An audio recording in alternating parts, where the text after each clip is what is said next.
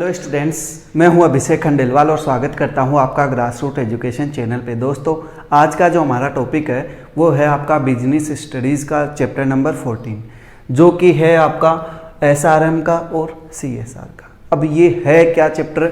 इस सारे चैप्टर का हम लोग पूरा ओवरव्यू देखने वाले हैं कि रियल में ये चैप्टर है क्या और क्या क्या हम लोगों को इस चैप्टर के अंदर पढ़ना है। जैसे ही हमारा नया सिलेबस आया है उसके अकॉर्डिंग देखो, इस चीज़ को अच्छे से समझ लेना कि जब भी हम लोग इस चैप्टर की बात करेंगे, बहुत सारे ऐसे स्टूडेंट्स हैं जिनको ये चैप्टर डिफ़िकल्ट लगता है, लेकिन दोस्तों ये सबसे ईजीएस्ट चैप्टर है जहां आपको क्या करना है, इस चैप्टर को सिर्फ लिंक करके पढ़ना है कि रियल में मार्केट में क्या हो रहा है। और जैसे ही आप चैप्टर को लिंक करके देखोगे, ये चैप्टर आपको बहुत जल्दी समझ में आ जाएगा। बस आपको सोचना है और आप किस तरीके से इस चैप्टर को पढ़ रहे हो वो इम्पोर्टेंट है। देखो, मैं यहाँ से एक्सप्लेन करने की कोशिश कर रहा हूँ, अगर यहाँ से समझ में आ जाता है, पूरा ओवरव्यू बताने वाला हूँ कि इस चैप्टर के अंदर क्या क्या पढ़ने वाले हैं।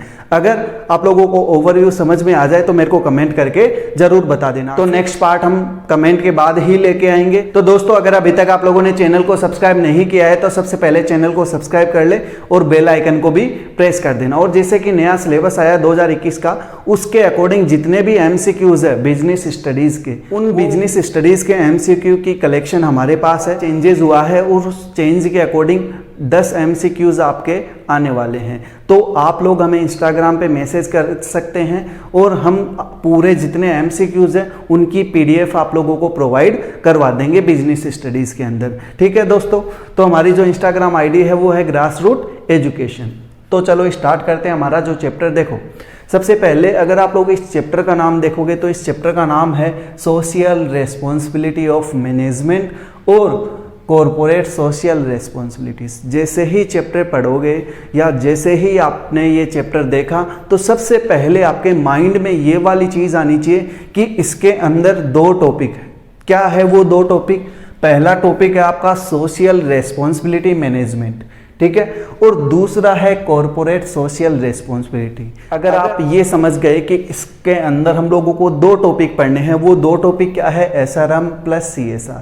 तो आई होप आपको और जल्दी समझ में आएगा। और जैसे ही आप इस चैप्टर को पार्ट्स के अंदर डिवाइड करोगे, ये चैप्टर आपको बहुत अच्छे तरीके से समझ आ जाएगा। देखो, सबसे पहला अगर हम लोग बात करें सोशल रेस्पॉन्सिबिलिटी ऑफ मैनेजमेंट, देखो यहाँ साफ बोल रहा है कि सोशल रेस्पॉन्सिबिलिटी ऑफ मैनेजमेंट। यार एक चीज़ बताओ कि मैनेजमेंट की सोशल रेस्पॉन्सिबिलिटी क्या है? ये क्या है? आपकी SRM। ये हम लोगों को इस चैप्टर के अंदर पढ़ना है। यार एक चीज़ बताओ कि कोई भी जो मैनेजमेंट होता है या कोई भी फर्म होती है वो प्रोडक्शन करती है और उस प्रोडक्शन को कहाँ सेल आउट करती है? उसी सोसाइटी के अंदर। तो यार एक चीज़ बताओ, वहीं से फैक्टर लिया, वहीं से चीज़ें बेची, तो उसका बेनिफिट क्या सोसाइटी को नहीं मिलना चाहिए?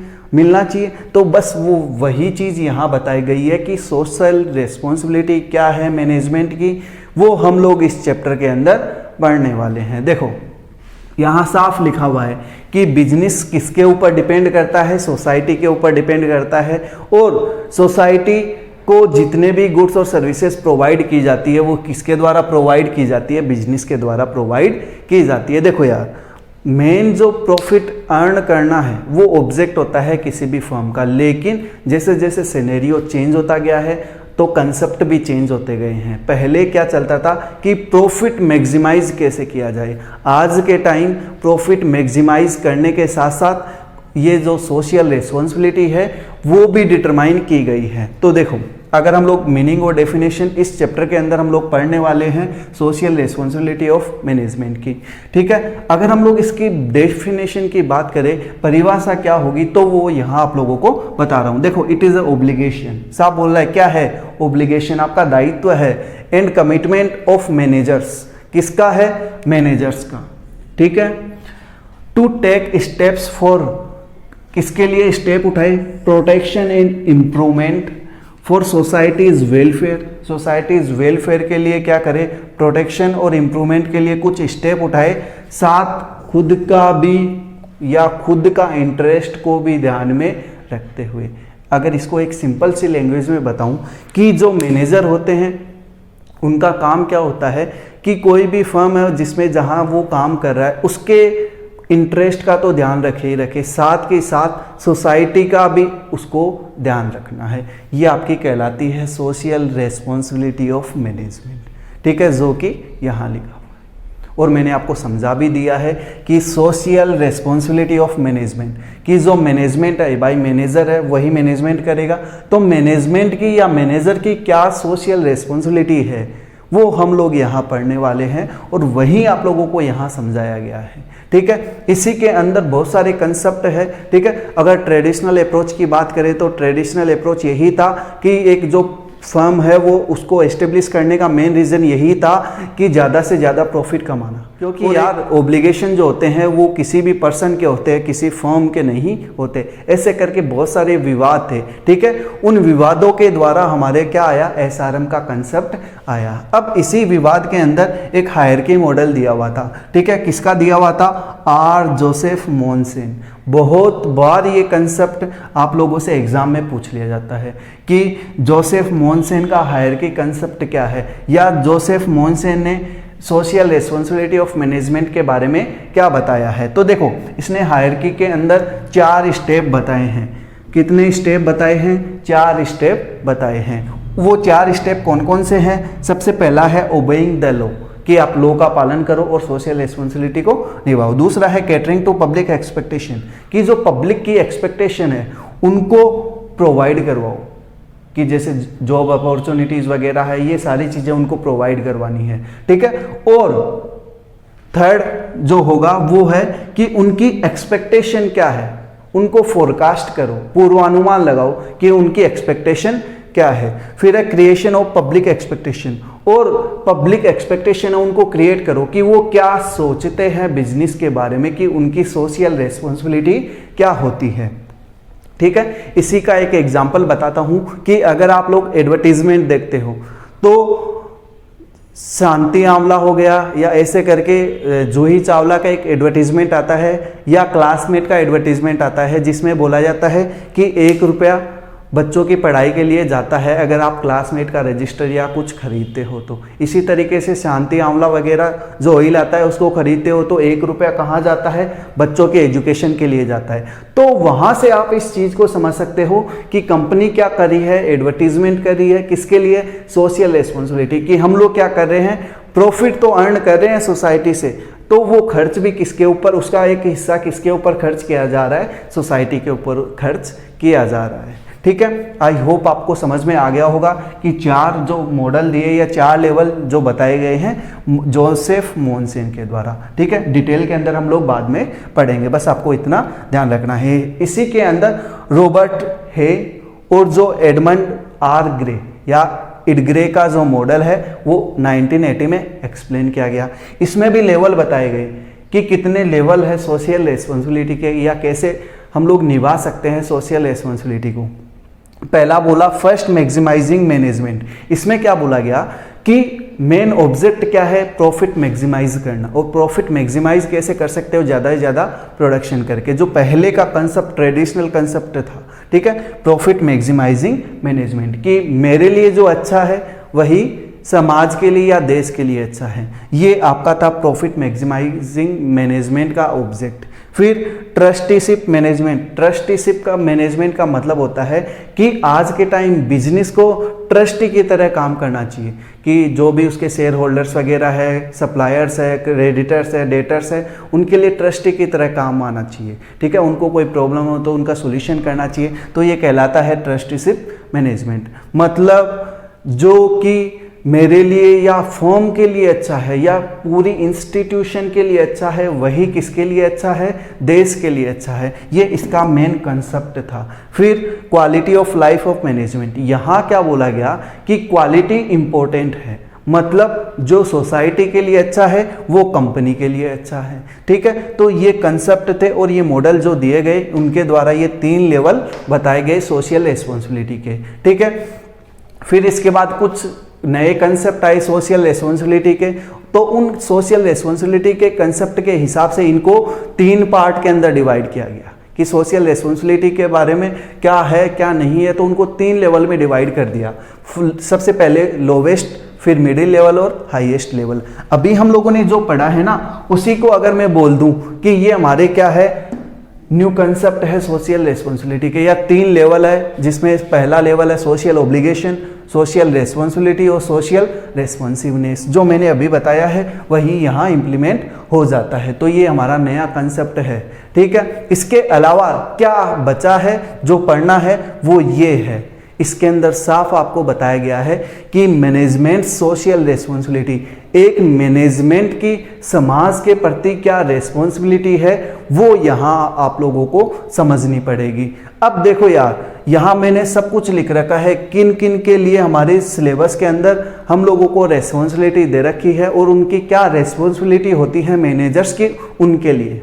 देखो, अगर मैं बात करूँ कि जो मैनेजमेंट है, ठीक है, या यहाँ से एक सीधी सी हम लोग इसको इस तरीके से समझ सकते हैं कि एक मैनेजर है, उस मैनेजर के क्या ऑब्जेक्ट है, क्या रेस्पॉन्सिबिलिटी है समाज के लिए। पहला है ओवन सेल्फ, खुद के लिए क्या है, खुद को प्रोटेक्ट करे, जो प्रोटेक्ट रहे, ठीक है। या अगर दूसरी है वर्ल्ड के लिए, वर्ल्ड के लिए मतलब उनको ज़्यादा से ज़्यादा गुड्स और सर्विसेज प्रोवाइड करवाए, वो उसकी सोशल रेस्पॉन्सिबिलिटी कहलाती है। फिर है बिजनेस ऑर्गेनाइजेशन, यार जिसके अंदर वो काम कर रहा है, ठीक है, उसका फायदा देखे, ठीक है, उसके हिसाब से काम करे, नुकसान नहीं पहुंचाए, सही से काम करे, उसकी क्या है, रेस्पॉन्सिबिलिटी है। फिर है ओनर्स, यार ओनर्स को सही इन्फॉर्मेशन दे, ठीक है, ज़्यादा से ज़्यादा प्रॉफिट के लिए काम करे। तो ये सारी क्या है, रेस्पॉन्सिबिलिटी है मैनेजर्स की। इसी तरीके क्रेडिटर्स के प्रति क्या रेस्पॉन्सिबिलिटी है, वर्कर्स के लिए, गवर्नमेंट के लिए, कम्युनिटी के लिए, ट्रेड एसोसिएशंस के लिए, अदर बिजनेस के लिए, सप्लायर्स के लिए, कंज्यूमर्स के लिए, इन सब के लिए मैनेजमेंट की क्या रेस्पॉन्सिबिलिटी है, वो यहाँ आप लोगों को समझनी है। और अगर इनको आपको समझना है तो बहुत ही इजी तरीका है, रटो मत, बस ये समझो कि आप मार्केट में चले जाओ, मार्केट में जाके ये देखो कि जो मैनेजमेंट है, ठीक है, मान लो कोई फर्म है, ठीक है, उसका जो मैनेजमेंट है या उसका जो मैनेजर है, उसकी क्या रेस्पॉन्सिबिलिटीज होती है सबके लिए। तो आपको बहुत ही अच्छी तरीके से ये सारी चीज़ें समझ में आ जाएगी और बहुत ही इजी कंसेप्ट है सोशल रेस्पॉन्सिबिलिटी मैनेजमेंट का। तो आई होप आपको ये तो समझ में आ गया होगा कि what is social responsibility of management, ठीक है। तो इतने सारे कंसेप्ट हम लोगों को इस चैप्टर के अंदर पढ़ना है। अब हम लोग CSR का ओवरव्यू देखेंगे कि CSR के ओवरव्यू में हम लोगों को क्या पढ़ना है। तो इस बार MCQs भी आ रहे हैं, तो यहाँ से भी बहुत सारे MCQs के क्वेश्चंस बन सकते हैं कि जो जोसेफ मोनसेन हायरार्की मॉडल है उसके कितने लेवल है, थर्ड लेवल कौन सा है, फोर्थ लेवल कौन सा है, नए कंसेप्ट के अंदर हाईएस्ट लेवल क्या है। तो इसी तरीके से क्वेश्चंस आप लोगों से पूछे जा सकते हैं। अब हम लोग देखेंगे CSR का क्या है। अब है हमारा टॉपिक CSR या कॉर्पोरेट सोशल रेस्पॉन्सिबिलिटीज। अब वापस से इस चीज़ को समझना कि CSR होता क्या है। देखो, यहाँ कॉर्पोरेट की जो सोशल रेस्पॉन्सिबिलिटीज होती है वो यहाँ आप लोगों को बता रहे, और उसके साथ साथ आपको यहाँ बता रखे हैं जो प्रोविजंस है कंपनीज एक्ट 2013 के प्रोविजंस आपको बता रखे हैं जो कि CSR के अंडर में वो कौन कौन से सेक्शंस हैं, उन सारे सेक्शंस की यहाँ आपको स्टडी करनी होगी और बहुत ही इजी सेक्शन है एक बार समझने के बाद। देखो, सबसे पहला चीज़ ये होती है कि CSR कि कॉर्पोरेट सोशल रिस्पांसिबिलिटी किसके ऊपर लागू होगी। सबसे पहले ये आपको समझना होगा कि बड़ी बड़ी जो कंपनियां होती हैं उनके ऊपर CSR लागू होता है, और वो है क्या, कैसे डिसाइड होता है कि वो कंपनी बड़ी है, कि नेटवर्थ 500 करोड़ या उससे ज़्यादा हो, टर्नओवर 1000 करोड़ या उससे ज़्यादा हो, या नेट प्रॉफिट 5 करोड़ या उससे ज़्यादा हो एक फाइनेंशियल ईयर के दौरान, तो वो क्या करेगी, CSR करेगी। मतलब कॉर्पोरेट सोशल रेस्पॉन्सिबिलिटी उसकी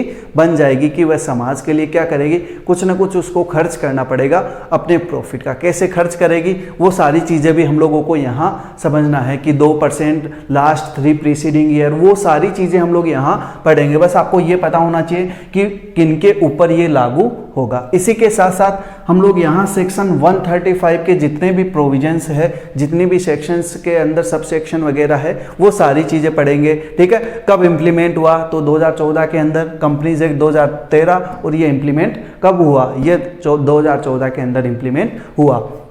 जैसे अगर बात करें 135(1) तो वो एप्लीकेबिलिटी किसके ऊपर लागू होगा, 135(2) एक्सप्रेशन इन बोर्ड रिपोर्ट, कैसे आप इनको दिखाओगे बोर्ड रिपोर्ट के अंदर। फिर ये जो लास्ट की 3 है 135(3), 135(4), 135(5) ये फंक्शंस बता रखे हैं कि कमेटी कि यहाँ से पैसा आ गया, अब कैसे इनको खर्च किया जाएगा, कैसे खर्च नहीं किया जाएगा, वो सारे फंक्शंस यहाँ आपको सबसेक्शन के अंदर दे रखे हैं। ठीक है, इसी के साथ साथ कि सेक्शन 134 क्या है, 134 के बारे में भी हम लोग यहाँ पढ़ेंगे। 135 के साथ साथ 134 के बारे में भी यहाँ हम लोग पढ़ने वाले हैं। तो ये सारी चीज़ें हम लोग कहाँ पढ़ने वाले हैं, CSR के अंदर पढ़ने वाले हैं। तो आई होप आपका ओवरव्यू तैयार हो गया होगा कि इस चैप्टर के अंदर हम लोगों को क्या क्या पढ़ना है। सबसे पहले हम लोगों ने देखा कि सोशल रिस्पॉन्सिबिलिटी क्या है मैनेजमेंट की, वो हम लोगों को पढ़ना है, और कॉर्पोरेट सोशल रिस्पॉन्सिबिलिटीज मतलब जो बड़ी बड़ी कंपनियां होती है उनकी क्या रिस्पॉन्सिबिलिटीज होती है सोसाइटी के लिए, वो सारी चीज़ें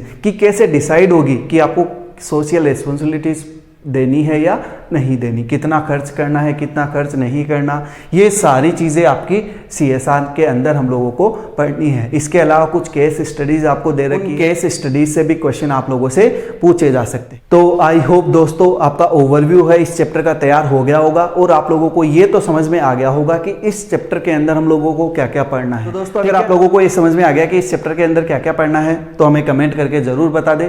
तो दोस्तों अगर आप लोगों को इन्फॉर्मेशन पसंद आई हो तो वीडियो को लाइक करें, चैनल को सब्सक्राइब करें और दोस्तों के साथ शेयर जरूर करें। Thank you.